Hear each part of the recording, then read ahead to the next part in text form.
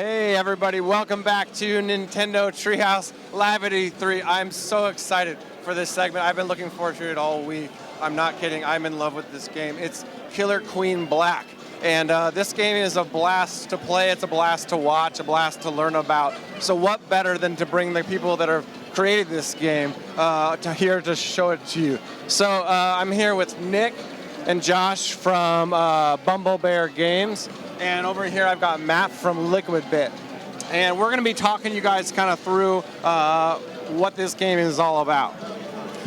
Yeah, so I'm Matt Tesh. I'm the founder of Liquid Bit, and we're working with BumbleBear Games to kind of bring Killer Queen to the home market. So I've got Adam Walters and Mike Chorak, two of our lead developers. They're going to start us out in the game, and we're just going to walk you through it. Yep. Take it away, guys. All right, so there's a lot to see. This game has a lot going on. As we can see, there's 3 paths to victory: military, economic, snail. And also, it's a 4-on-4 game. We've got a blue team, a gold team. Each team has a queen, and there's 3 worker bees. So, Matt, talk a little bit about what we're seeing right now. Yeah, so right now you're seeing, like you said, 2 4-on-4 teams going at it, trying to get one of those 3 win conditions. And there are different character types. So each team starts with 1 queen. And that queen is very special. She's very agile, she's very vicious, she has a lot of attack moves, but she's also fragile, right? So if one team loses the queen's life 3 times, that's the end of a match in terms of a military victory. And we can already see that one of the queens, you guys, are these ones with they've got permanent wings, permanent sword, and their life is illustrated by these eggs up in the upper left and right corner. So you can see the blue team's queen already is down to its last life. Gold has 2 lives left. Right, and that blue team queen has to be super careful now, right? So if she gets killed by the opposing team, that is game over. So, she's kind of just hanging up here, doing her thing, trying to stay out of trouble. But you also see an economic victory happening over here in blue on the left. He's trying to toss it in. You've got a queen ledge guarding, making sure that they don't win with that specific victory condition. So right now it's 2 berries to 2 berries. Yeah, so you guys pay attention to those berries in those hives, because once those get full, the game is over and that team will win. But there's also one more way we haven't talked about to win. What's happening down at the bottom of the screen? And it's happening right now. Oh, there we go. So that's one of the great things, right? I mean, you have to constantly track these 3 different win conditions, and anything can just jump out and happen. And, you got to make sure that you're tracking the snail, tracking the queen lives, tracking, the economic victories, and making sure that you're working in concert with your team. Yeah, and so now we saw one match, so you guys watching at home, so just kind of start paying attention. Remember that each team has a queen, and that queen has sort of a different responsibility. It's almost like being a quarterback or being a different position than the rest of your players. They've got a lot going on, and these little worker bees, you have unlimited lives as a worker bee, right? So you can kind of do a lot of stuff and not worry too much about dying. Sometimes you sacrifice yourself. Sometimes you absolutely sacrifice yourself as a worker bee. So right down here we talked about the snail. If somebody's going to get on there and ride the snail to their side, that's one way. But that will also draw a lot of attention down, as they get closer and closer. And some of the snail victories, or at least getting close, will force other victory conditions as you kind of have to pay attention and adapt to what's being played. This is really cool. This gold team member is riding the snail. So let's see, is the blue team going to notice that? Or are they going to be able to win that way? They seem to be pretty preoccupied with what's going on up here. They're looking for economic victories. The gold victories. team's queen is down to no lives. So there you go, military victory. She was on her last life, responding to the snail. The blue warrior came in and just took her out. So I think you just mentioned Blue Warrior, so maybe we could talk a little bit. I think I might bring in Josh here to talk a little bit about the weapon types that the worker bees. Sounds great. Hey, Morgan, how's it going? Hey, good. I'm so excited to talk about your game. I love this thing. Yeah, I found that you can take those out. There's a little bit of a lag. Yeah. Yeah, so we're talking about this game. People watching at home, there's a lot going on, but once you kind of get it, it's so much fun. So what we haven't talked about yet is that the worker bees can get weapons or upgrades. So that's right. Talk us through that. Yeah, so there's a variety of weapons, and they all work differently and have different strategic purposes for getting them. So the first one to start with is the Queen's Stinger, we call it, which is a sword that she starts with. And she's the only character that actually starts with a weapon. and she always has it. She can't lose it. So her attack is very powerful because when she attacks, she lunges horizontally, and it's really fast. It can catch other characters, and using that lunge, she can be faster than the other characters. It also, when she does it, she goes horizontally, so she has a very narrow hitbox because of like her position allows her to. She can fly under other characters or through little gaps in the level design. And she also has a special move that none of the other weapons can do, which is a dive. So if you hit down, right there in the middle of the screen, you saw that queen kind of boom. Yeah, there we go. Yeah. So when she gets that like bright flash, oh yeah, look, there looks like they might be getting a snail victory down in the bottom right-hand corner over here. Okay, so that dive move is really powerful too. You just hit down on the stick, and she'll dive really fast, and it's also an attack. Oh. Okay, yeah, so we got another economic victory. I mean, I think that, to me, that shows one of the really exciting aspects of the game when, like, one team is going for econ, the other team is going for snail, and, you know, it's a race to see who gets it first. Yeah, and you can never really relax because I feel like the minute you're, like, get tunnel vision on one type, then something else, you're like, it happens to me all the time. I'm like, berry, berry, berry, and I look down, I'm like, no, the snail. Yeah, you gotta always be watching the whole board. You know, it's everything is always in play. Yeah, we've got a little result screen here. We're playing best of 5 here on the E3 show floor. So you can see we've got some stats going on here. Kills, deaths, berries, snail. I'm guessing that snail is what, millimeters? I don't know, how far does that snail crawl? So that's, I believe that's in pixels. And yeah, so I mean, sometimes I can go up really high if the snail is going back and forth. And you know, it can be very variable. So in this next match, we're going to look for some of the weapons that the worker bees themselves can get and sort of how they upgrade. Right. So yeah, and so there's the way that you get a weapon. I think it's maybe worth explaining this first. Yes, so if you're perfect. So the queen starts with a sword, but everybody else, they have to get it through the gameplay. So the same berries that you've been seeing them bringing back up into their base for an economic victory, those can also be used to get weapons or other power-ups. And you do that by bringing one to one of these gates. And so first of all, you have to have the berry in your hands, and then you just stand in front of it, and it has to be your team's color. And the way that happens is the queens can tag it. See, the blue team, blue queen just tagged this top gate here, turning it to their color, so only the blue team can use it. So as a queen, that's one of your duties is gate management, flipping those gates to your team's color. Yeah, I think the two most important things I tell a new queen is first, stay alive, because if you die 3 times, you'll lose the game. And second, tag the gates as much as you can. If you can control all 5 gates, it prevents the other team from getting any soldiers out, and so it can be a very powerful position. Well, we've got a worker here getting the speed upgrade. So this middle gate, that doesn't give you a weapon, it gives you a speed boost, which that speed can be very powerful. It lasts until you die. So if you get the speed early in the game, and you know, you can have it throughout the entire game if you don't get killed. And it's really useful. Like right now, they're using it so that they can run berries really quickly. But it's also very useful. Like for instance, if you were riding the snail, I think actually they might even have a guy with speed boost on the snail. We might be seeing our first snail victory. Oh no! Oh, there we go again. It was that tight tension between the two, and so that speed, you can, if you're riding the snail, it'll move faster, and then also if you become a soldier with the speed boost, you'll be a really fast soldier, which is an incredibly powerful position, but it's also a lot of risk. Like if you get killed, you're losing a lot of time that you spent leveling up twice. We can see a blue worker getting looks like a laser. Yep. So laser weapon up there. Yep. There's the laser rifle. So this is this weapon is Look at the blue team. They've got all 3 weapons right now. That's right. Yeah, so yeah, we got a Morningstar at the bottom, a sword on the bottom right, and the laser rifle, where is it? Oh yeah, there it is, right in the center. And they all have very different purposes. So the sword that you see on the right, that one is like a really fast attack. It's really good it's more of a general purpose weapon, and you can use it for really hunting down any other characters. And it also, because it's so fast, you can attack a lot, which can be very useful. The Morningstar, which looks like he may have got killed, right?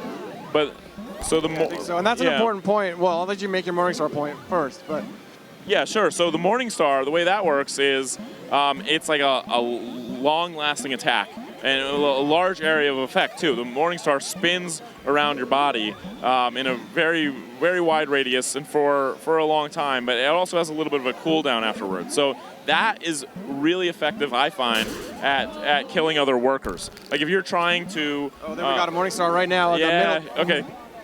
Cool, yeah, so I'm guessing he's probably going all out for a military victory right now.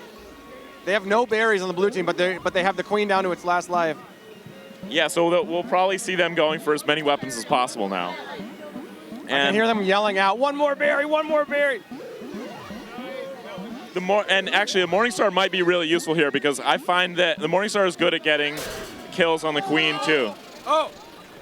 Look at that. There. Oh. Military victory, yeah. Oh. Wow. And they almost had the berry, econ. With yeah. the last berry in the Two hole. at once. Two at once. I think a point to make, too, about getting a weapon as a worker bee is, so it requires a berry, and you take it to a gate, and you get your weapon or your speed boost. But that only lasts until you die.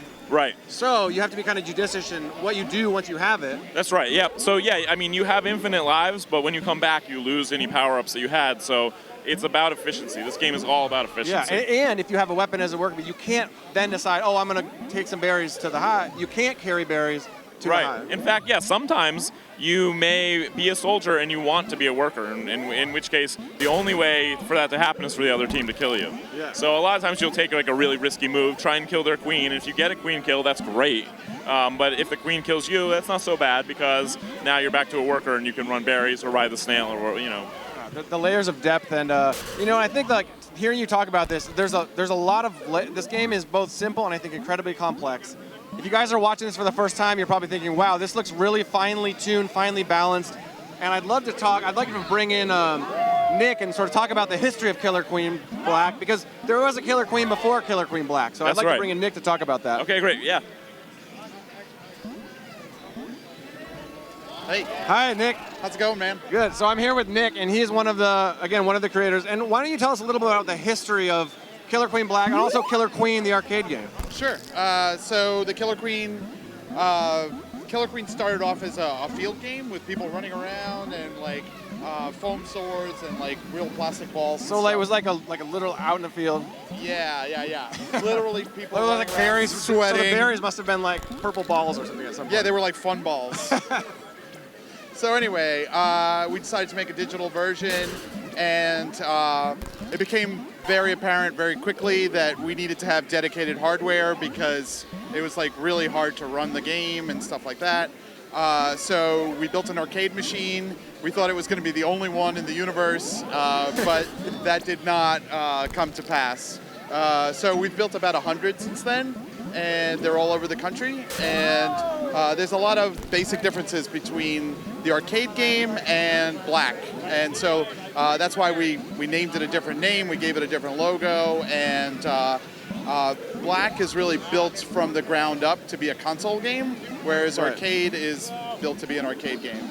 Yeah, and so I'm seeing a lot of, I have played the arcade game. I'm sure people watching, there's some of you out there that have played the arcade game, and it's awesome. But there's so many little differences. Can you talk about some of those specific differences that are, it took me a while to figure some of them out. Sure. So the most obvious one is that in the arcade game, it's 5v5, right? So you have 1 queen and 4 workers to start off with.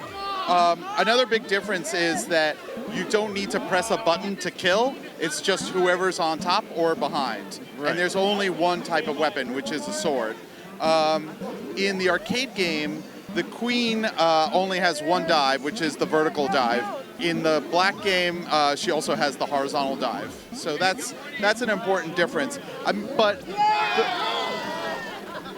really, I would say the most important difference is like the fact that you only have the sword in the arcade game, and that it's always like the top is the winner, means that the zoning gets really, really different, right? So you're constantly doing this thing called crown scraping, which means you're hanging under a ledge and like just hugging the ledge so you can get the most height out of there. Because you always need height advantage to it. Exactly. In the arcade game. Exactly. So whereas in Black, because height is not so important, your zoning is very, very different. So you can almost attack from any angle. It's more about who gets there first. Exactly.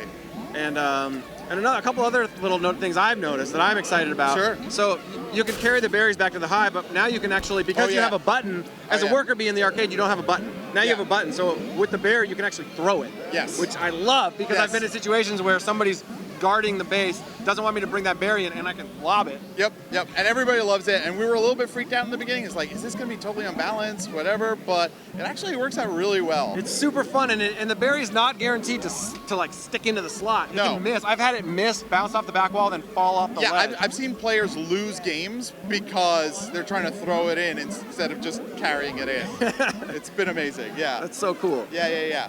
And so those are some of the big differences. I mean, there's also like the size of the characters is a little bit bigger for the console game because you're not glued up against the screen while you're playing it.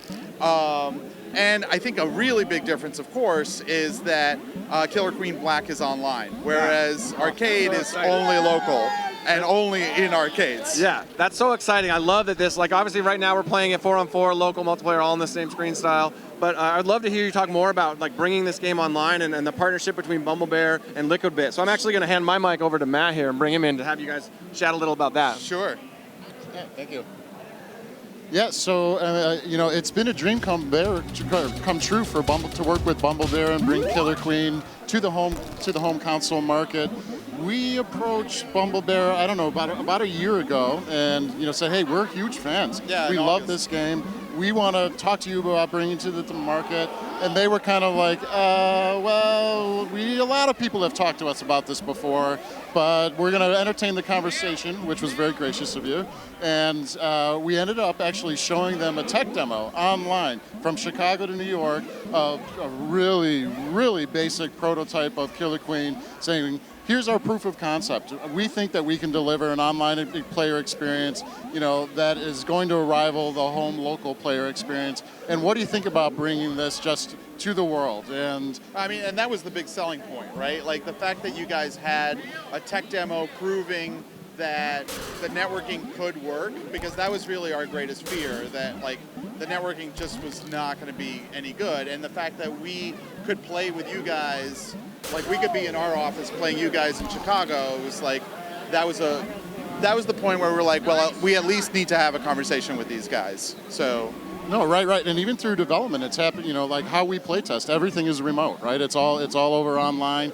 Since we're in Chicago, they're in New York. I mean, but we still act as one company. And I think that the really interesting story here is the fact that we're two small companies. Liquidbit is 3 employees. BumbleBear is me and Josh and a couple of people to do logistics. But our combined skill sets has really created a product that is greater than the sum of our parts, right? With the design and the artistic direction and the obviously the Killer Queen expertise that Josh and Nick bring, coupled with our technical experience and the way that we can produce things and really, bring it to the mass market. It's none of us could have done this without each other, and I think that's the really cool story here. Yeah, it's been great. It's been really an amazing journey working with you guys, and like making this happen has been really amazing. Oh, it's as surreal for us as it really is as fans of the game, and then being at E3 and starting with the conversation and announcing at E3 with Nintendo. I mean, it doesn't get any better than this. I mean, this is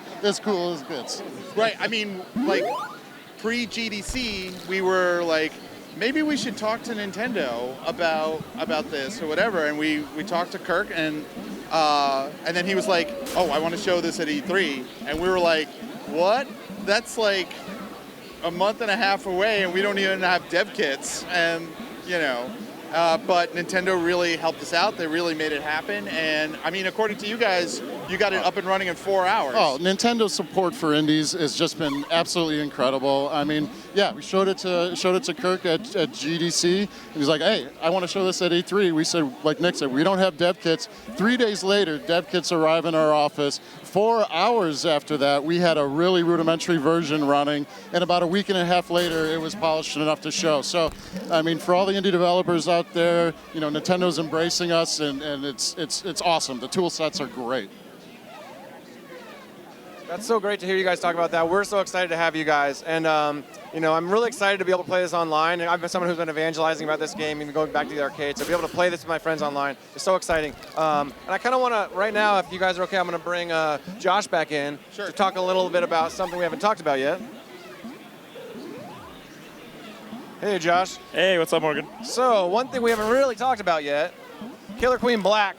I see a gold team and I see a blue team. Right. So tell me about the title and what's the black element? Sure, yeah, it's called Killer Queen Black because at any given time, there is a single black team. And they look really cool. We have not yet revealed what they look like, but they look cool, trust me. And if you beat the black team, you become the black team. And you keep that until somebody else beats you.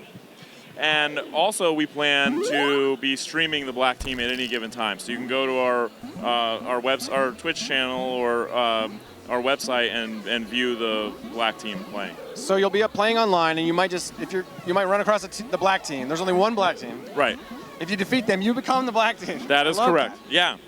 And I can't wait to see how that changes hands and to be able to look at look back at footage someday. Right. I hope that maybe I could play that team, and then I could go back and find my footage and. Yeah, exactly. I feel like we'll see a lot of. Oh, go ahead. Yeah, I think it'll even be exciting just being able to play against them, right? Like every once in a while, you'll get a match, and you get matched up against the black team, and even if they beat you, it'll still be a really exciting moment. And if you beat them, then that's great. You have your moment of glory. And I feel like those matches, like you might just be like sitting around, like, oh, I'm just playing another game, and then like, oh my God, here they are. Yep. So tell me about this game is it's like we said, BumbleBear, small team, Liquid Bit's a small team. I'm sure I'll see some like hardcore strategies that play online. People are going to learn from each other. What are some of the strategies you might think? Like, what are some of the higher level play that maybe like when you're the queen, like what are you thinking about? Or when I'm the queen, I'm often thinking about trying to take out the other queen and the soldiers. I find that in this game, unlike the arcade game, the queen is not very effective at taking out the workers. They're very small and hard to get with her attack, and so I'll usually focus on being like very dominant militarily there, and I won't try to use her to, for instance, ledge guard, which that's a term that came out of the arcade community called ledge guarding, which is basically hanging out in the base, almost like the Gold Queen is doing it right now. So hanging out in the opponent's base, right on the ledge, preventing the workers from getting in. And I think we're going to see some different strategies arise with ledge guarding because with the ability to throw the berries in, it really changes things a lot because you can throw it over the ledge guard's head. But also it allows you to often ledge guard with a worker because sometimes you want to have a worker up there in case there's loose berries that get thrown in there or knocked in there. The worker can just pick them up and throw them out. And so it can be very effective for really any of the types of characters. That's so cool. I mean, I could probably talk strategy with you all day. It's been so cool to take a look at this game on the show floor. I want to really quick give you each a chance. If any of you guys have any closing thoughts that you feel like didn't get said or you want to share with your community, I'll let you go first. Sure. Yeah. I just want to say, the game. I guess the game is coming out this winter, so we can't wait for people to be able to play it on the Switch. Make sure to go to our website, which is killerqueenblack.com, for more information on the game and more resources for staying in touch. Sounds great. Nick, Matt, anything from you guys? Honestly, I'd really like to thank our existing arcade community who's been like very supportive of this new Black game and welcome new players. Yeah. All right. Yeah, I want to echo what Nick just said. Thank you to the existing community. We have been looking at the social media. You guys have been supportive. When we get back from E3, we'll be answering as many questions as we possibly can. And thank you for Nintendo for giving us this opportunity, put it on this great platform. Yeah, thank you guys for being here, BumbleBear, Liquid Bit. Love having you guys. Thank you for showing this game off. Thank you guys for watching Nintendo Treehouse Live at E3. Stay tuned. We'll be right back.